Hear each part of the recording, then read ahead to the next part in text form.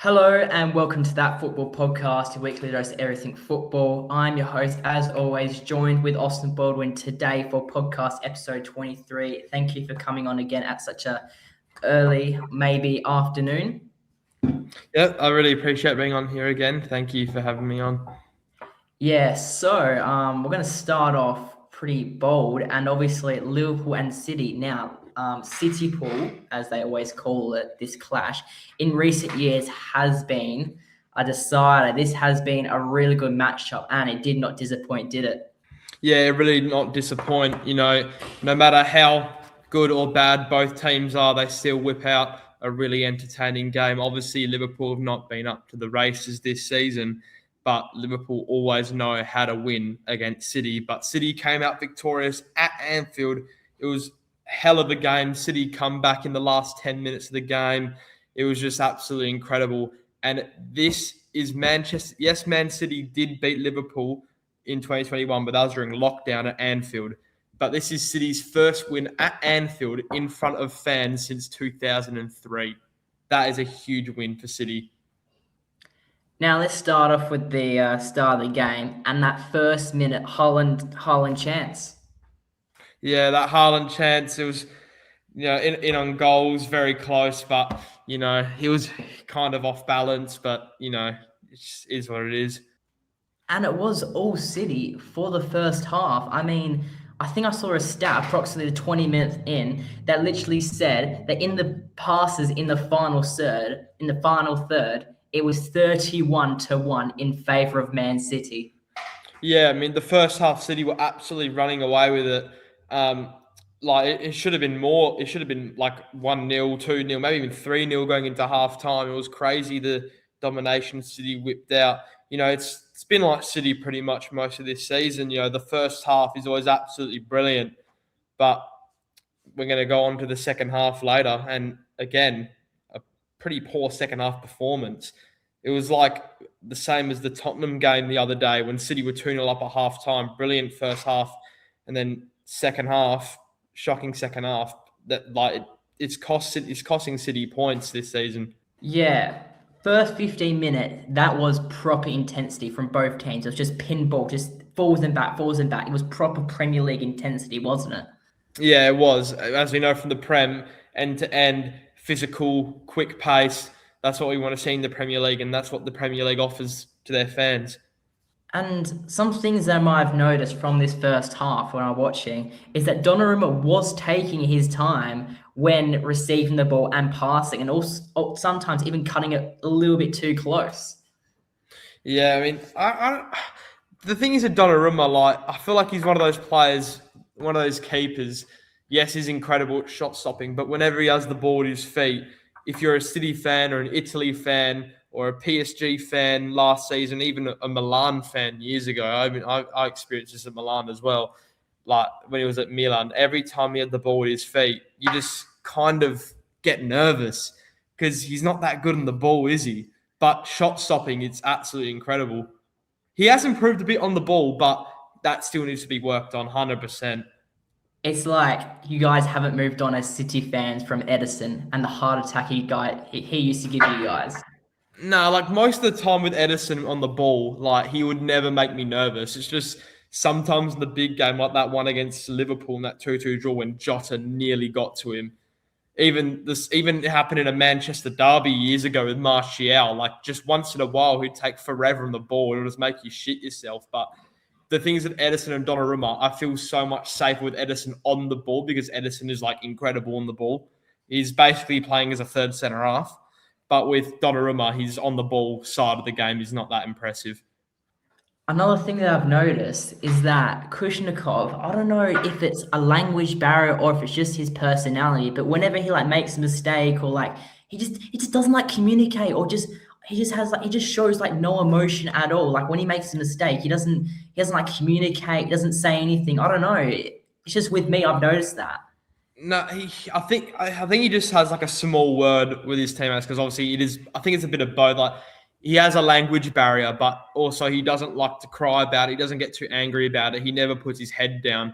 Like with Kuzanov, every time he plays, he barely puts a foot wrong. And when he does make a little mistake, he just keeps his head up, and he's like been one of our best defenders this season. Like he's been absolutely incredible when he plays. I rate him so highly. I think like his mentality and his play style is just absolutely brilliant. And yes, like his English, he can barely speak English, so that's probably like the main reason why he hasn't really communicated with his teammates. But like obviously he will communicate with his teammates, but it's just small talk because he's the language barrier, you know. Yeah, I do. So now, moving on second half, and it was the opposite. It was all Liverpool attack. First 15 minutes, Ekitike had 3 major chances. He probably should have put away 1 or 2 of them. Yes, especially the header. The header was the one that he should have scored, where he put it out wide to Salah, and then Salah did that like Trivela cross in the box. Ekitike was right in front of goal. Header was like this wide. I think Donnarumma just stood there as well. Like it was so close. Like I think Ekitike should be doing better there. Like Liverpool could have easily got 1 or 2 goals in that second half. It's like I'm going to point it out again. It's been City most of this campaign. Brilliant first half, but terrible second half. That's why it's costed City so many points this season, especially that Tottenham game. That's the big one. The 2-2 draw. City were brilliant. First half, brilliant. Running rampant. Second half dropped off. And then in the second half, it just looked like City were going to drop points.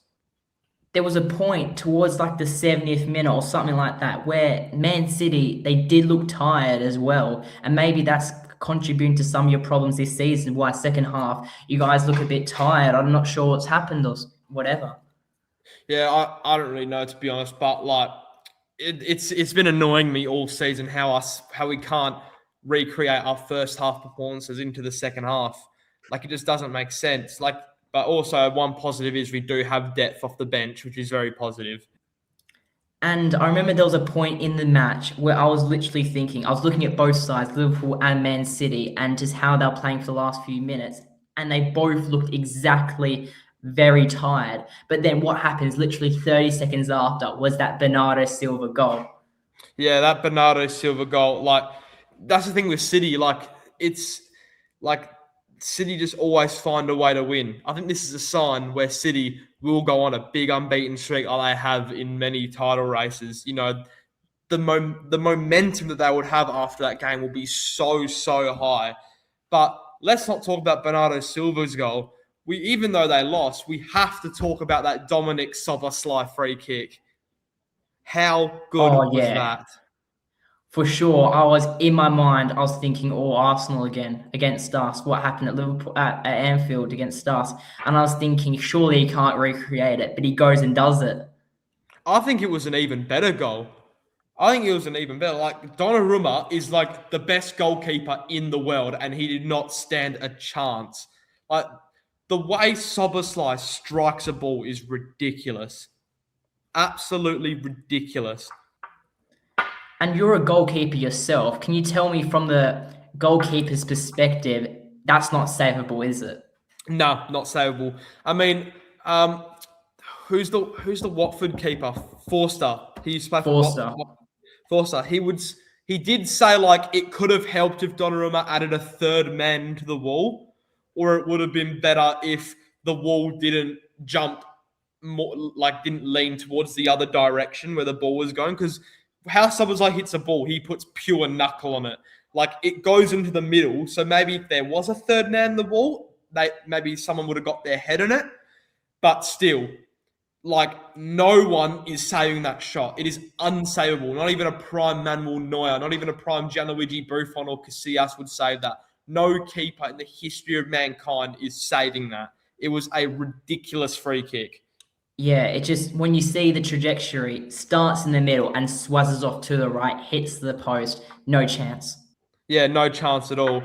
And even the one against Arsenal that you pointed out, Raya stretched out as much as he bloody could, and he could not get to that ball.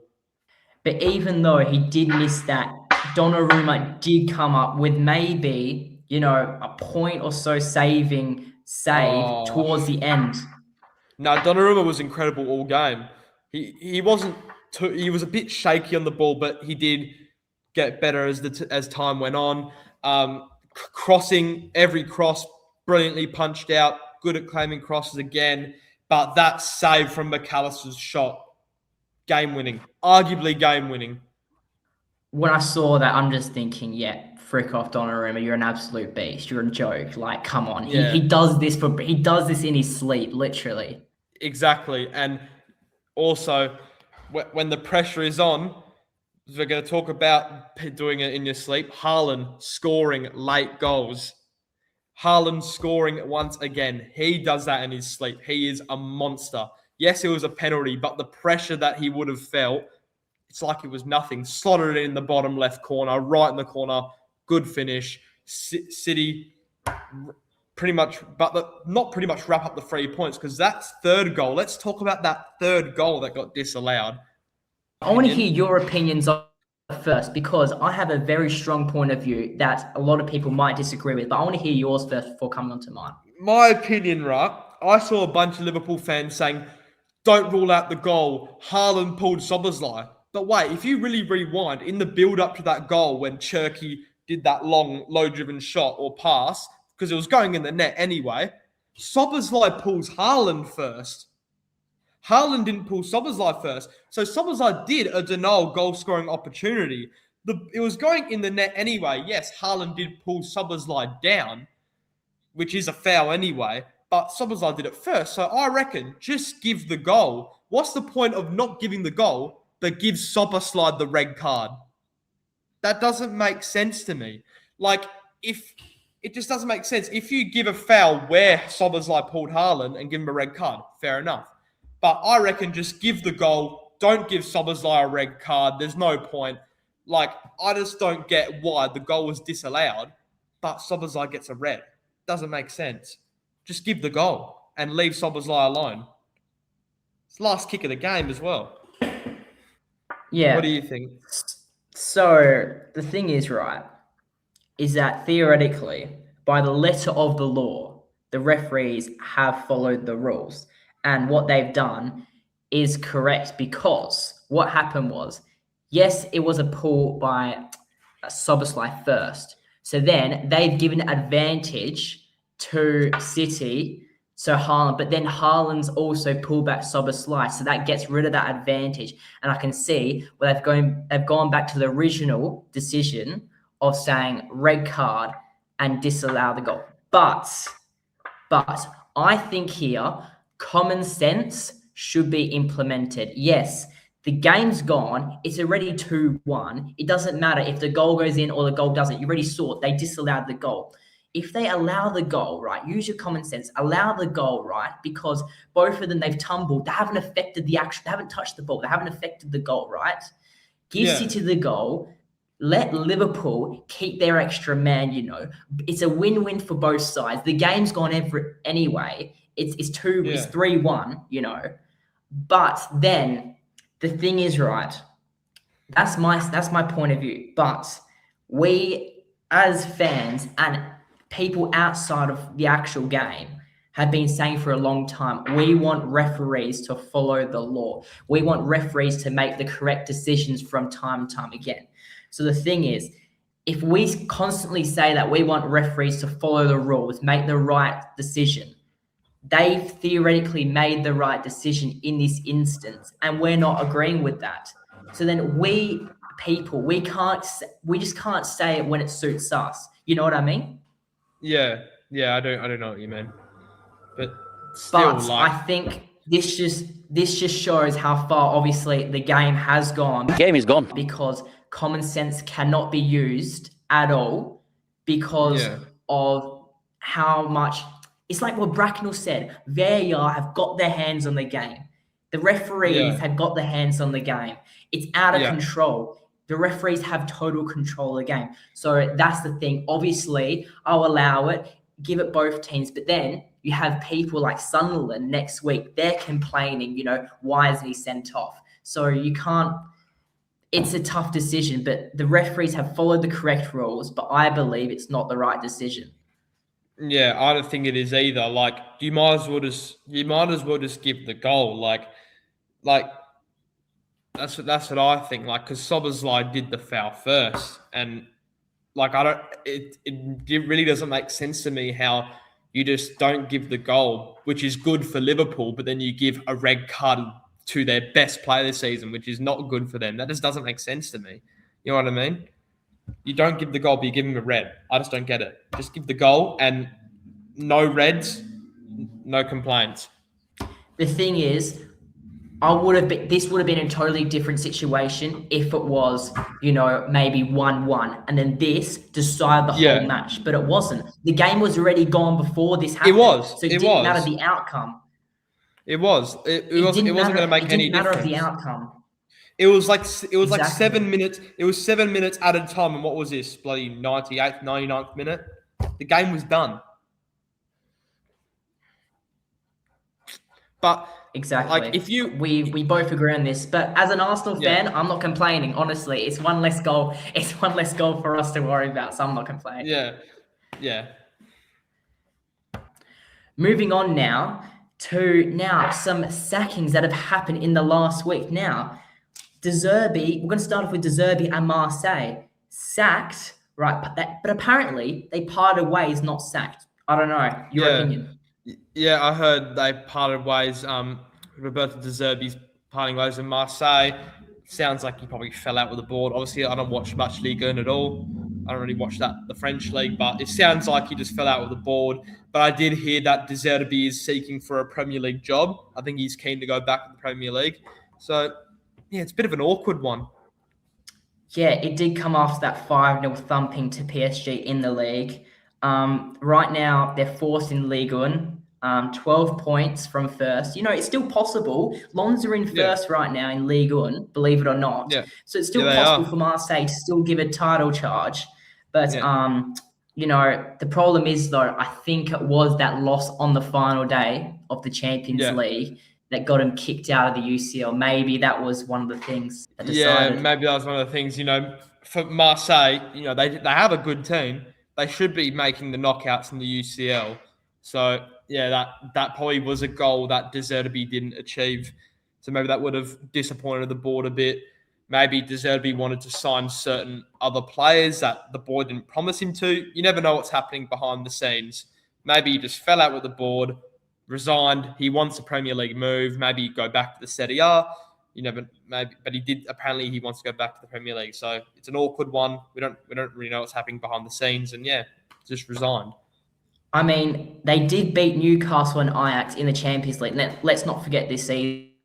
Yeah, they did, but still, like they are on a bad run of form as well. They did get smashed to Bruges as well, which is not that good at all. So hit or miss in the Champions League. For Marseille, it's not that good enough.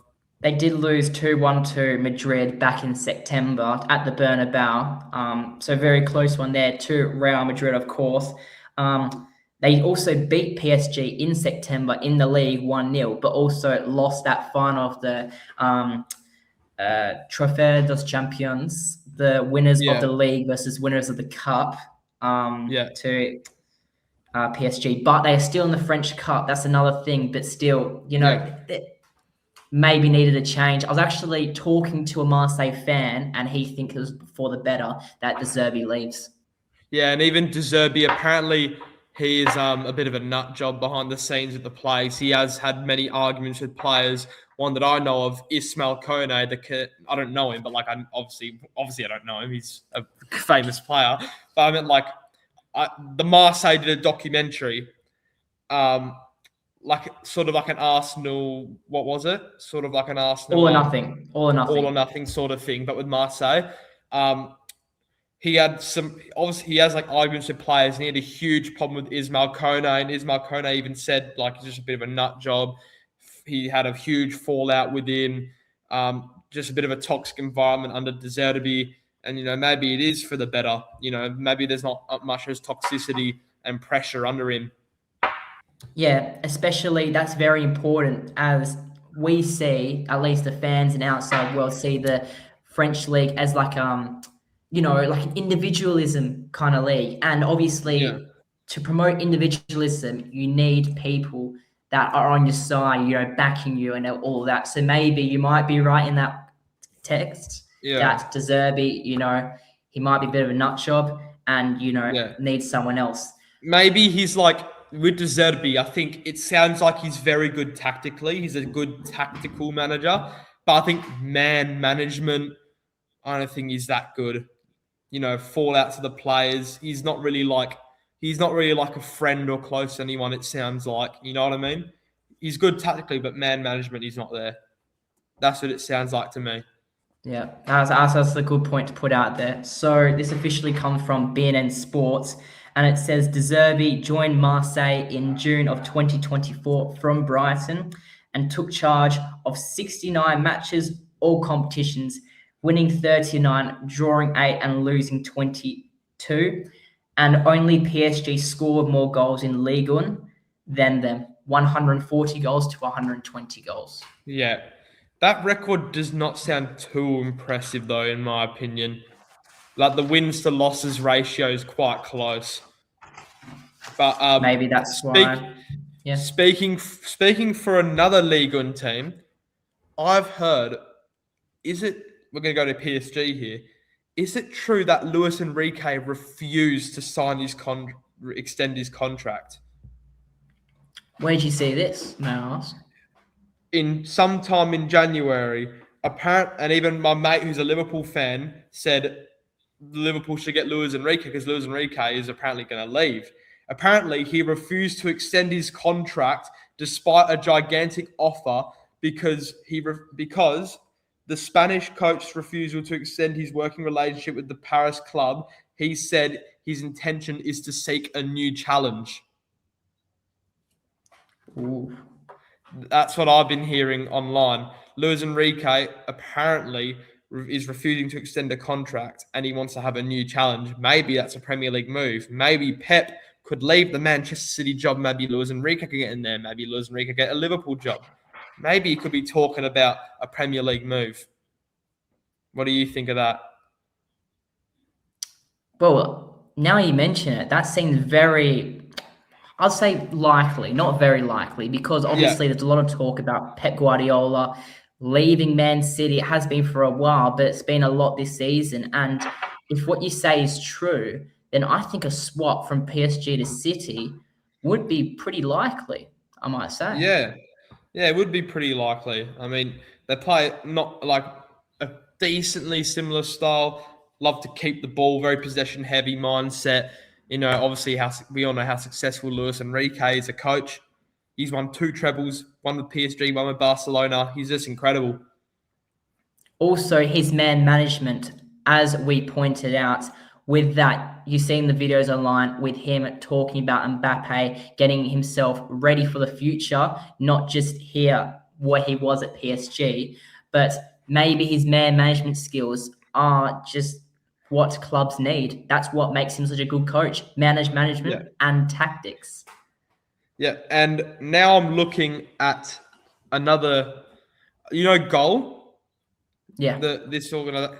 Now, apparently they pointed out 6 days ago, sorry if this is misinformation, this is what I heard in January, but now apparently Luis Enrique has sent out a pointed message on his future amid talk that he could become a summer target as Manchester United manager. And apparently there's a future update. Luis Enrique was asked about his PSG future with Man United. He said the 55-year-old insists that he does not have plans to leave PSG, with reports claiming that he is set to sign an extension to his current deal, which runs until 2027. So, sorry, I was reading headlines. So now apparently he might extend his contract. Well, that's football, isn't it? You don't know what's going to happen. One day you sign contract, next day you're not thinking about it, Yeah. Anything can happen. But also, maybe if he does sign his contract or if he doesn't, it's 50-50, I guess. But maybe if Pep leaves, Enrique could be tempted for the City job. Could be, but I don't know. I heard reports of him not doing it not extending in January, and now suddenly 6 days ago he might sign a new contract. But has there been any more sackings or manager news recently as well? Yes, there has. There actually has been 2, and we'll start off with the big one before we come into the surprising one you may have missed. But obviously, Thomas Frank has been sacked by Tottenham Hotspur, and now this is actually no surprise. 8 Premier League games, 0 wins. The last 8 games. Jesus, I mean, at the Yeah. start of the season, especially when Tottenham went to the Etihad to beat City 2-0, like I thought Tottenham were going to be a pretty strong force this season. I don't know what's happened. I really, really don't know. In Europe, they've been so good, but Premier League, they've been bad. They've been really bad. Like, how are Tottenham 5th or 4th in the Champions League, whatever it is? Does that say that the Premier League teams are far superior than the rest of Europe? I think so. When you've got so many Premier League teams directly qualifying to the next phase of the Champions League, well, as you said, Tottenham got forced, but they're Yeah, 16th in the Premier League. yeah. And even Liverpool aren't doing too well in the Premier League either, and they finished 3rd. Like, it just doesn't really make sense. Like, people are going on about it because they think, like, is this a sign that the Premier League is significantly better than the rest of Europe? I saw someone say that the fact that Tottenham are 4th in the Champions League, I saw someone say that if Leeds United were to play Real Madrid tomorrow, Leeds United could genuinely cause problems against Real Madrid. No, come on. I think that's too far. That's too far. But what people are trying to say is Premier League teams. Does this mean they're far superior than other European sides and leagues? I think so, yes. Yeah, I just don't know how they're that high in the Champions League, but still, Premier League, Tottenham are a team that should be finishing top 6, top 7 every single season. They should not be in a relegation battle. It's not good enough. Thomas Frank deserved to be sacked. Tottenham fans are sick of watching his football. They wanted him out for the past 2 months. And yeah, it was about time. 5 points from West Ham, who are in 18th. Not looking too good. Knocked out of FA Cup by Villa at home. Knocked out of the EFL Cup 4th round by Newcastle in October. They just lost to Newcastle recently. That's how he got the day after he got sacked. Recent results aren't looking too good at all. I'll read them out to you. Yeah. And it doesn't help with the Arsenal Cup as well that he had. When it was that meme going around. What are the results? But I'll point out the recent results. So obviously, the loss against West Ham January 17th, loss against Bournemouth January 7th, draw against Sunderland January 4th, draw against Brentford the 1st of Jan. Although this was not league, 2-0 win against Dortmund in the Champions League. That just shows how good they were in the Champions League. Yeah. Draw against Burnley January 24th. A win against Frankfurt on the final day of the Champions League. And then draw against City 1st of Feb. Loss against United 7th of Feb. And now the 10th of February, loss against Newcastle, which means 8 games without a win in the Premier League. That is just absolutely shocking. Like, Tottenham fans were raving on about getting him sacked for ages now, and now they finally got their sacking. And Tottenham, I believe, they have they've appointed Croatian manager Igor Tudor, who was sacked by Juventus. Igor and we Tudor talked about that a while, didn't we? Yeah, we did. Because the thing is, Igor Tudor, like, I've heard from many Juventus fans. I even have a mate who's a Juventus fan. And obviously, we all know, JFTV Luca on TikTok as well? Yeah, He's pointed out as well. But my mate said this, and even JFTV Luca has said this as well. Igor Tudor, and even watching Serie A as well, Igor Tudor, tactically, he's not too good. He's not amazing tactically, but man management, he is good. He's someone that can, form great relationship with players and get that team bonding and stuff like that. Get that chemistry in there.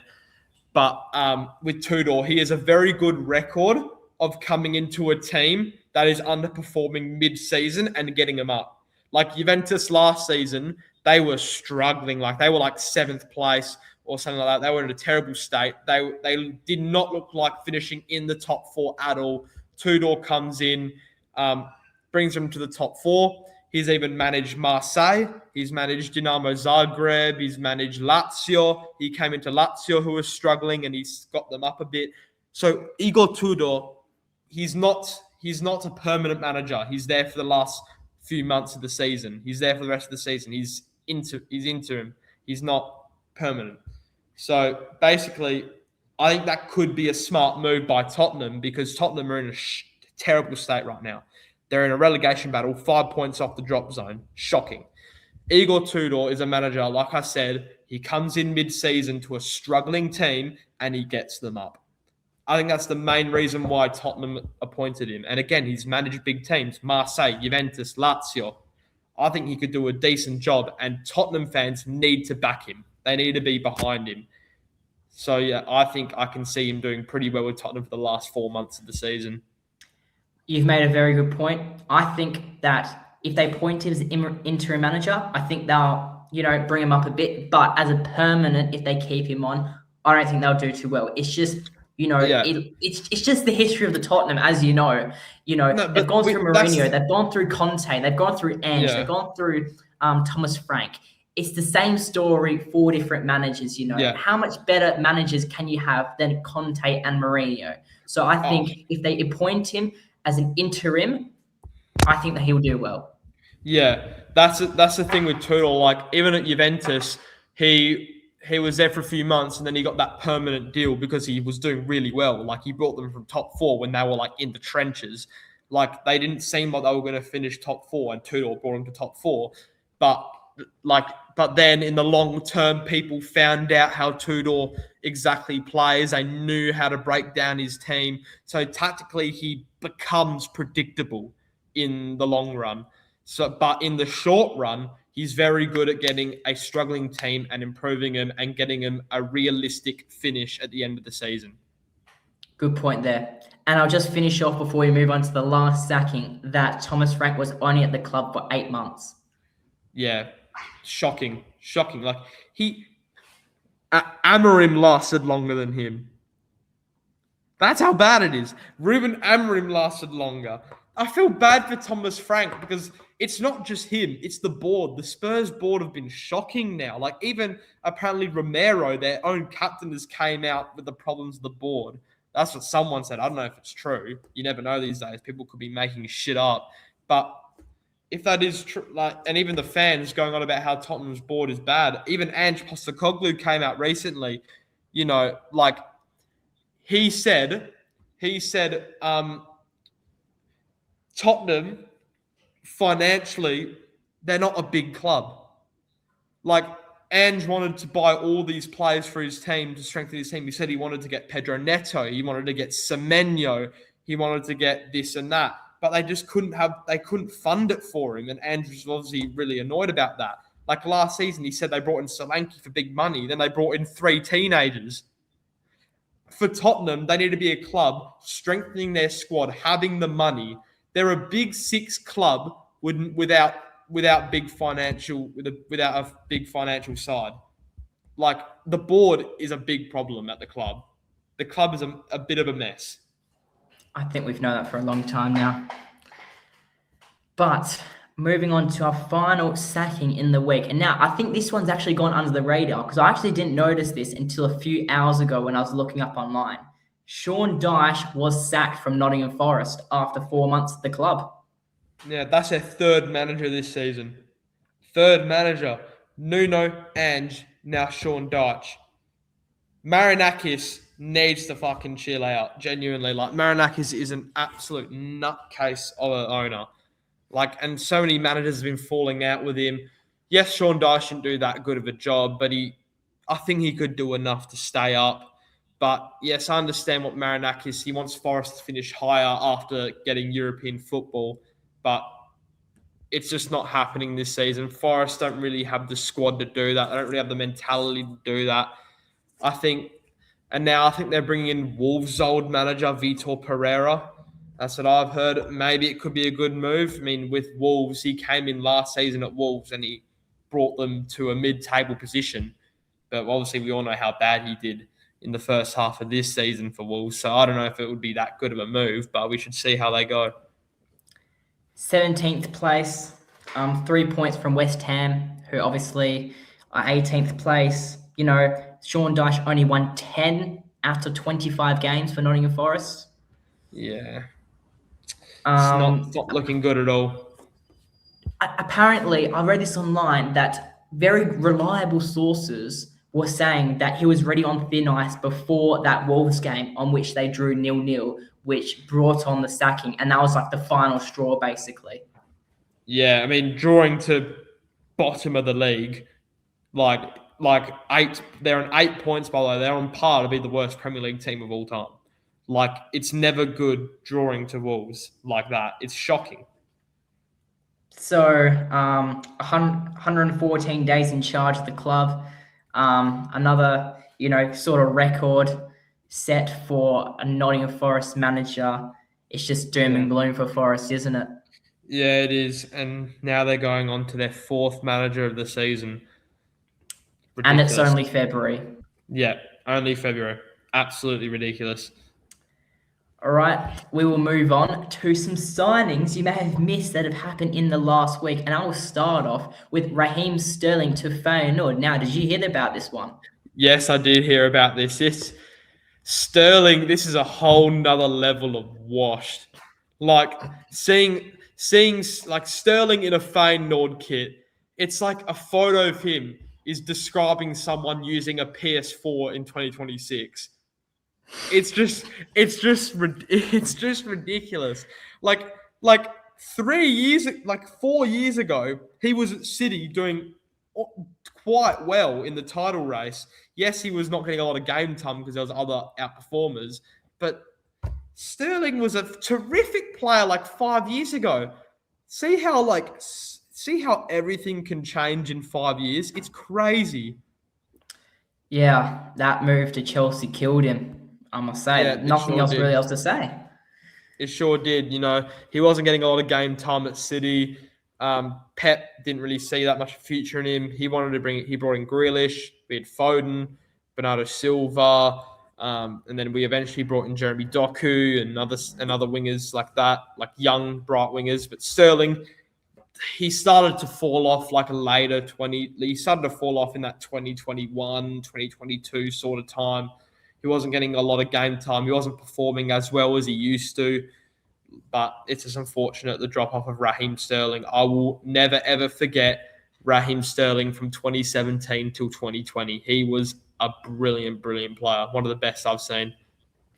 So apparently the move to Feyenoord is actually on a free until the end of the season. Apparently, I don't know if this is the case. He received 10 plus proposals from other clubs, but Robin van Persie convinced him to come to Feyenoord. Yeah. What other clubs did Sterling get offered from? Doesn't But still, state. I think Chelsea need to get bloody rid of him. He's just sitting at home, going to training, and that's it. And he's getting 300K a week. Like, it's ridiculous. I think even for himself, he'll want to move. I don't think he'd want it. Who cares about the money? He'd probably about the football. Yeah, exactly. And he's not getting in that Chelsea team over young, bright wingers such as Pedro Neto, Estevao, Garnacho, Bino Gittins, etc., etc. He's completely out of it. He's out of his depth now. It's quite sad because I love Raheem Sterling. I think on his day, he's absolutely amazing, but a lot of things can change in 5 years, and he's dropped off the face of a cliff. We're going to move over to the next transfer you might have missed, but John Duran has moved again to Zenit St. Petersburg on loan from Fenerbahce. Now, this guy, he's actually still theoretically owned by Al Nassr. Yeah, the fact that this guy was a bright prospect, banging in goals for Aston Villa in the Champions League just over a year ago, and in the Premier League as well, to now bloody travelling to bloody Saudi Arabia and Russia, because, why not? Shits and giggles. No, I'm joking, not shits and giggles, but he went to Saudi Arabia for the money. He was living in Bahrain during his time in Saudi Arabia, so he had to bloody fly to training and stuff. He wasn't performing in the Saudi league. Now he's going to Russia. Like, why did he not stay at Villa? He was doing so well for them. It's just ridiculous. He's gone an absolute spiral, hasn't he? I mean, 31st of Jan 2025, went from Villa to Al Nassr. July 2025, went to Fenerbahce on loan. And then now, on the 9th of Feb, goes on loan to Zenit, St. Petersburg, all the way from Al Nassr still. So 3 clubs in just over 1 year is insane. Yeah, I just can't believe that. I can't believe that. Like John Duran was like brilliant last season for Villa, but he deserves what he gets for choosing money over passion at such a young age. Yeah. And talking about a young gun, I mean, this guy has just crept up on my radar, I have seen. So Alexa Damjanovic, I'm not sure if that's how you say, but has gone to buy Leverkusen from Red Star Belgrade, a 17-year-old striker. Now, he has gone for 5 million euros with add-ons that could potentially add up to 8 million euros. But also, Red Star Belgrade have a sell-on clause. Now, 17-year-old striker could be one to look out for in the German league. Yeah, I'm looking at his stats right now. He's only played 7 games this season, and he started in 2 of them for Belgrade. So I've never really heard of this guy at all. Like, yes, he's young. He probably could start off in their academy. You never know, but I don't know. Maybe I've never really heard of him. Maybe it could be a good move, but hey, 17. But 5 mil could be a bit much for a guy who's only started 2 games in the Serbian league. I've never really I heard of mean, him though. I wouldn't argue if I was 17, I'll be worth like 5 million euros. That's insane. Yeah, I know. I mean, so many transfers have been happening this past week as well. Do you want me to point one out for you? Yeah, sure. Alan St. Maximin has joined Lens as a free agent. This guy, where'd he come from? He was a free agent. Oh, wow. Free Alan St. Maximin he's not playing for Fenerbahce anymore. He's not in Saudi anymore. Now, he scored for Lens the other day. It was a brilliant goal. He dribbled past like one player, cut inside, shot on the net. It was brilliant.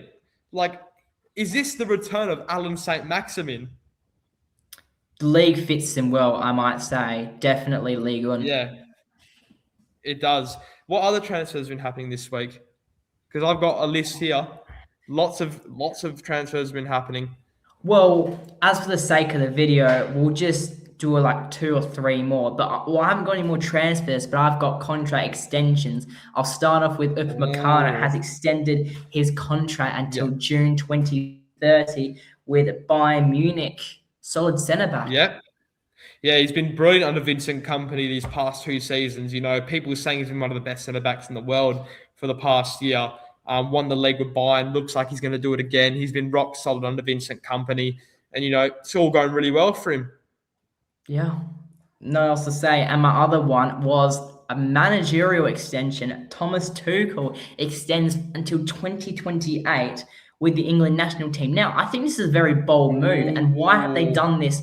This is actually a show that that the FA has shown to all around the world, or basically England itself and their fans, that we back our manager.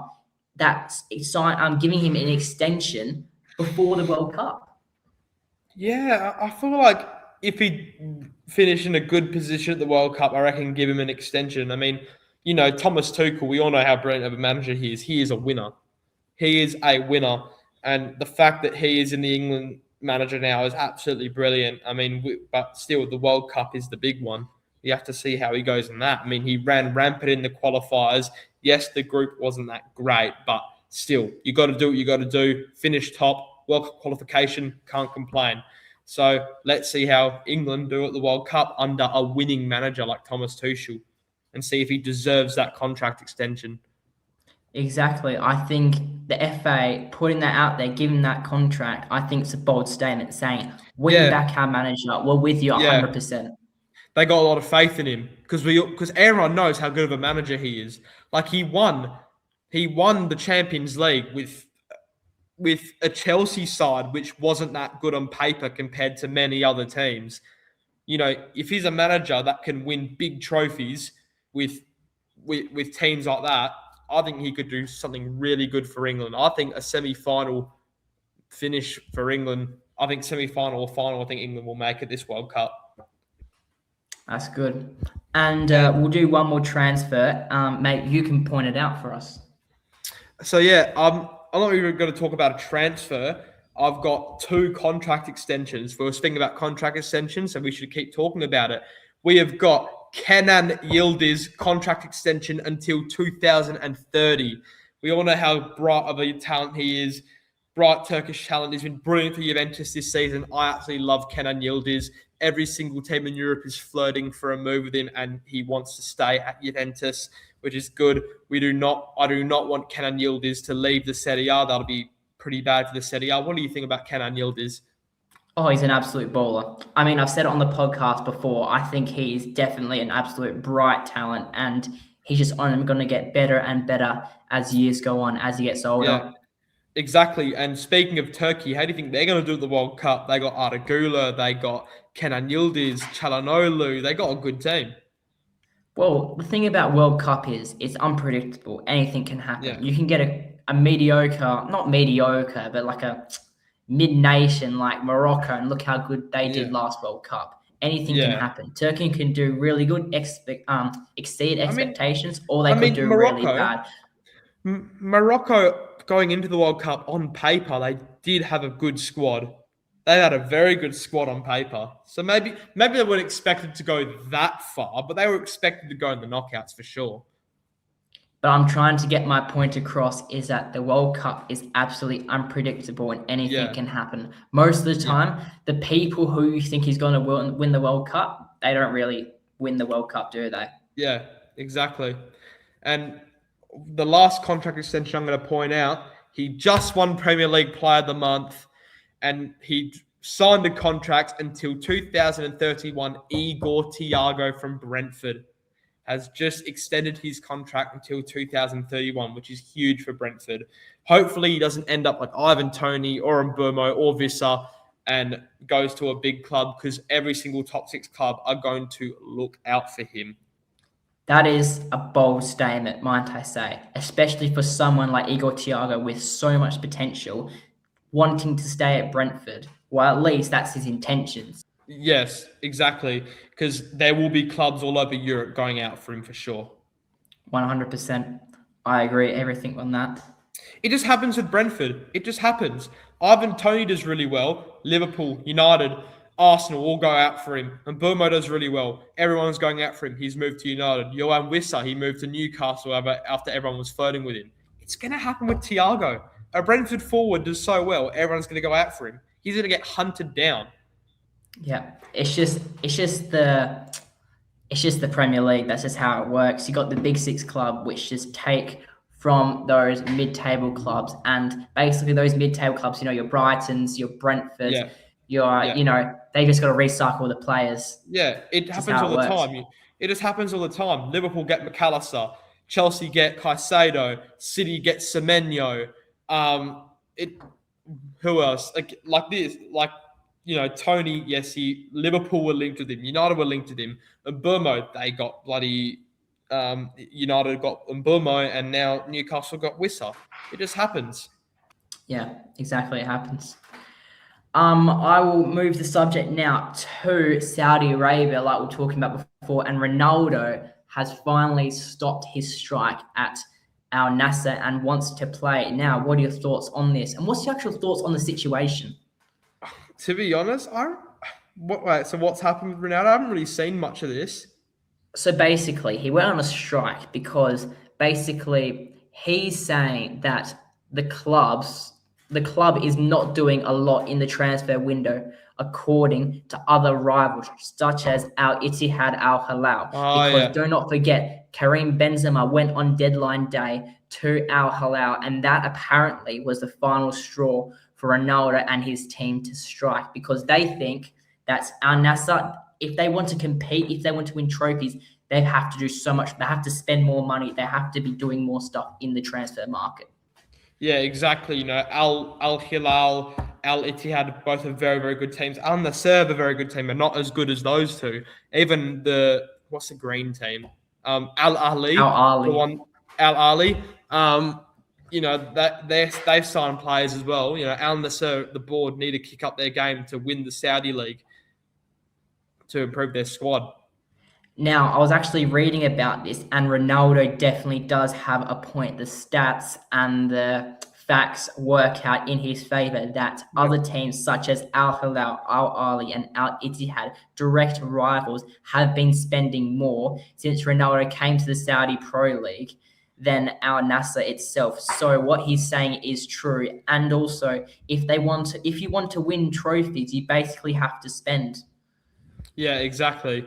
Just improve the dead wood in your squad, improve the cracks in your squad, fill the holes in the team, and then become a really, really solid side and win trophies.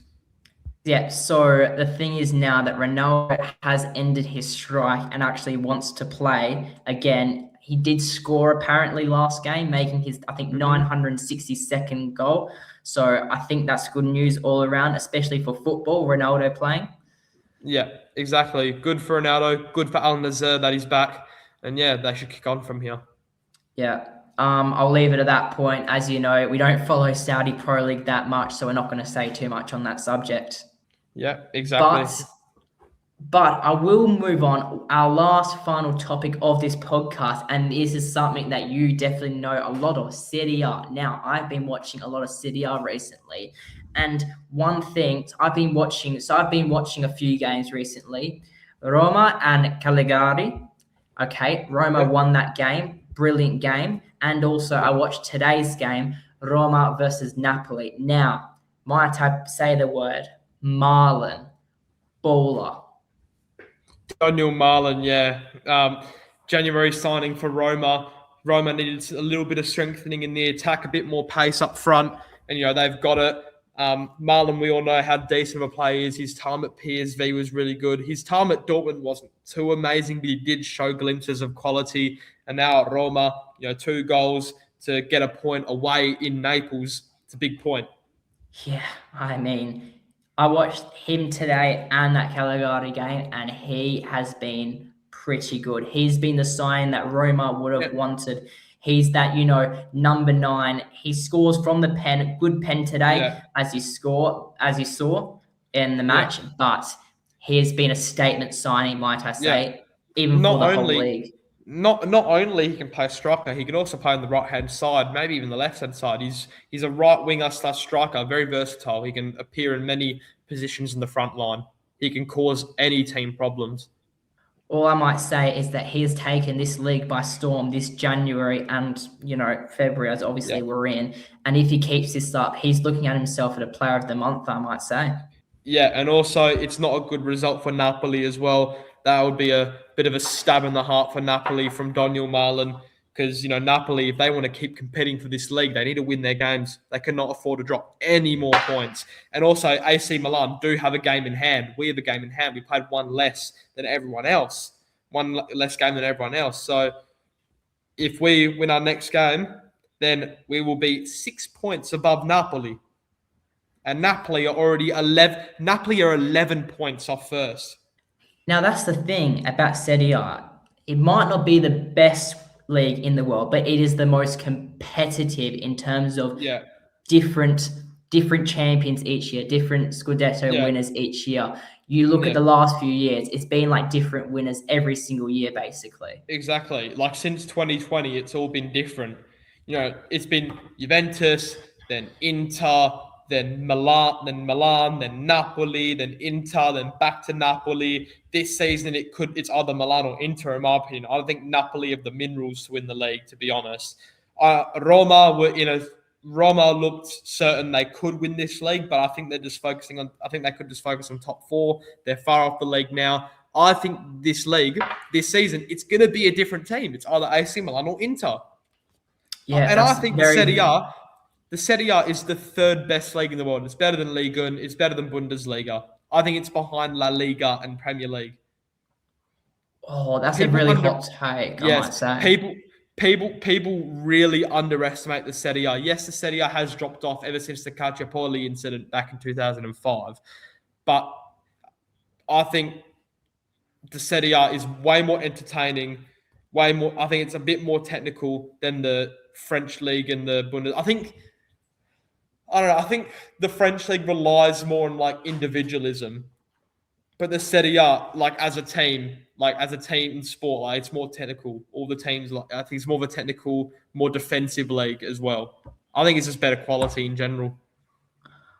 I'm sorry, but I'm actually going to have to disagree on the point that I think Serie A is actually second best league in the world. I think it's actually better than La Liga. I've been watching these last few games, and I've watched like Well, Betis and Atletico Madrid the other week, and I'm loving Serie A. I think it's more competitive than La Liga, actually.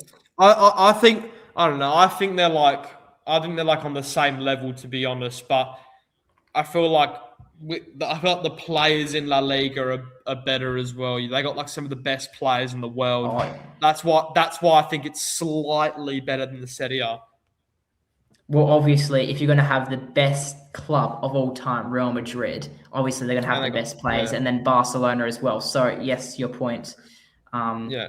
Yeah, it backs up your point as well. Yeah, and But, it doesn't help how there's like the best players in Serie A getting linked to like other teams and leaving. Tijani Reinders was one last season, brilliant, one of the best players in the league, and then he gets to move to City. I hope someone like Yildiz or something doesn't leave. Ademola Lookman just left. That's a shocking loss for the Serie A, and now he's moved to La Liga and he's done brilliantly well.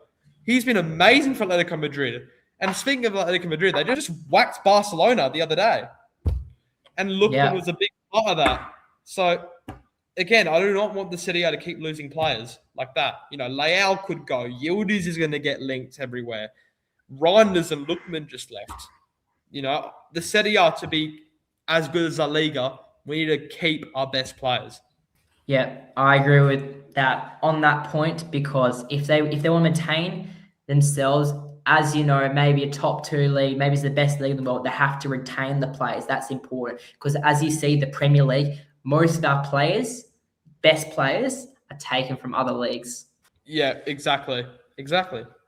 Well, I think we've spoken a lot today. I don't think there's any more much needed to say. We've covered a lot in the last week of football. Thank you again for coming on. All we can do is appreciate every time you come on. Yeah, thank you so much. I really enjoy being on here. Can't wait to get back on again. All right, cheers. Thank you guys for listening, and we'll see you guys next week. Take care.